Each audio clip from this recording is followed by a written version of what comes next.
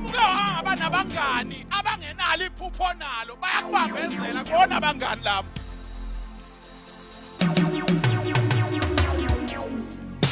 When we speak about friends, sikhuluma ngomuntu wephupho. Umngani akusiyo umuntu engihleka naye. Umngani umuntu owenza into eyala engiyakhona.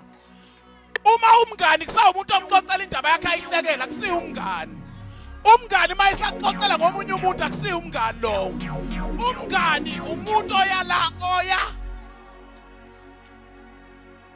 Usengozini bawunomngani ongayi la uyakhona. Ngoba zonke inkulumo ayikhulumayo zivimba wena ukuthi ungasuke eduze kwakhe kanti